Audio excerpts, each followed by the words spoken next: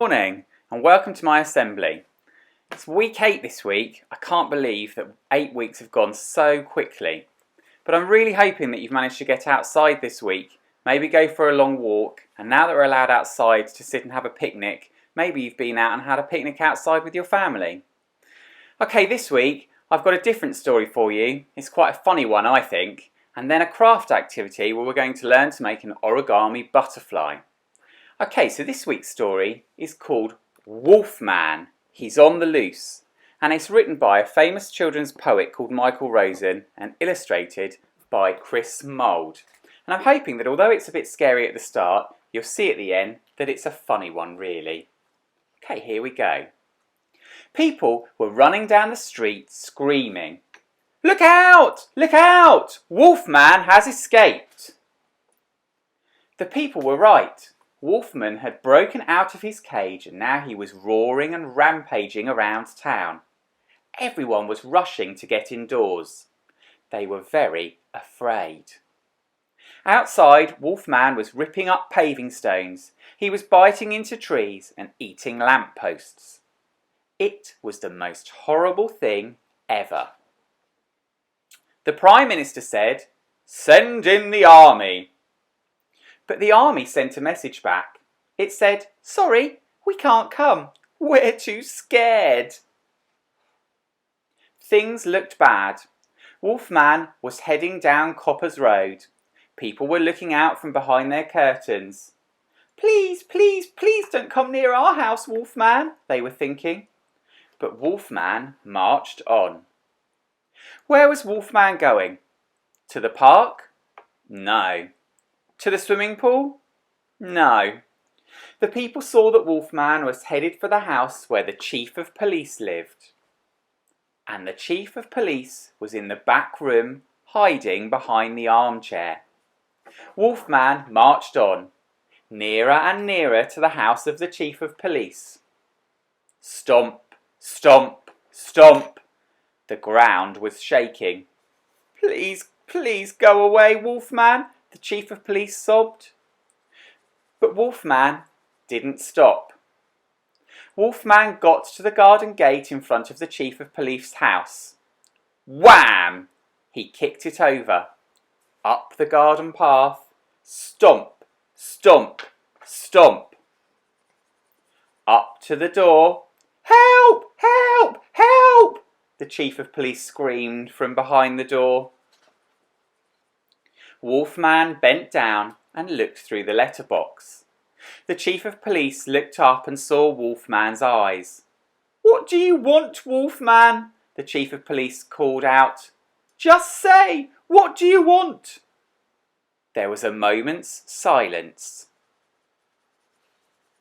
And then, in a little moany voice, Wolfman said, "Can I use your toilet?"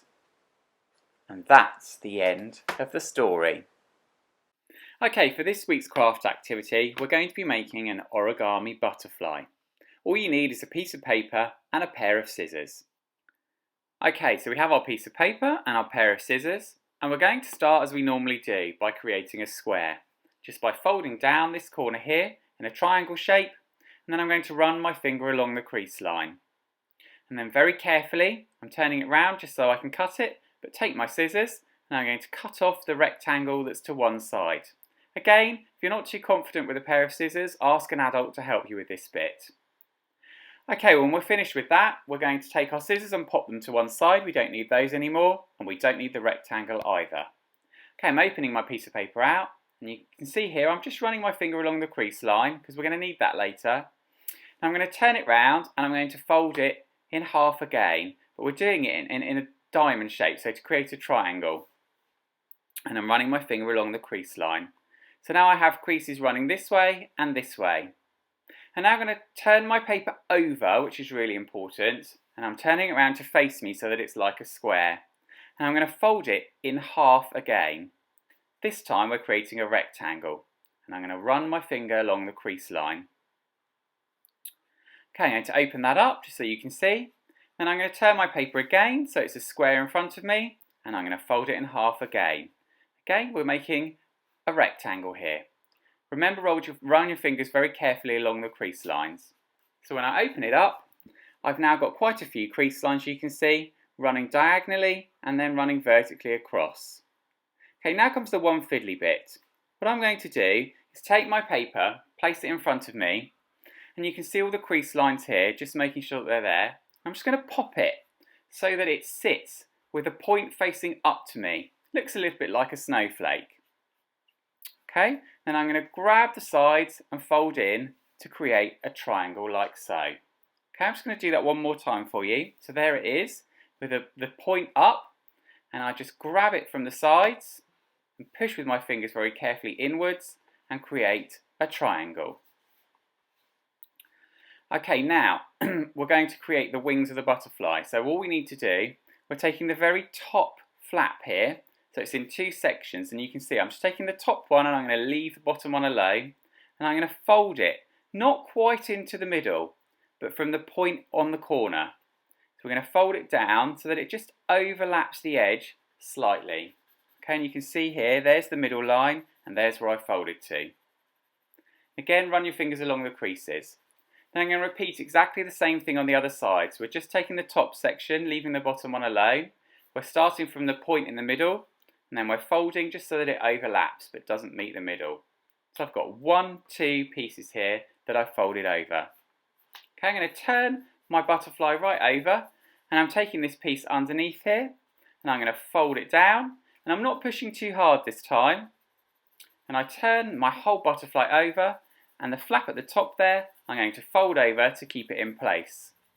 And there's a little trick here. If you want to really make sure your butterfly is secure, turn him over and just pinch him right at the end there. That means he'll stay together nice and securely. And there we have it, an origami butterfly. And you can decorate it any way you want to. Here's my one. Okay, I hope you really enjoyed this week's story and craft activity. Now, make sure you go and have a really good week. Try to keep engaging with your teachers on Show My Homework. I know you're probably getting a little bit fed up of working in this way now, as everybody is, but try and stay focused and do your very, very best. And hopefully it won't be long now until we can all see each other again. Take care, have a good week, and I'll see you very soon.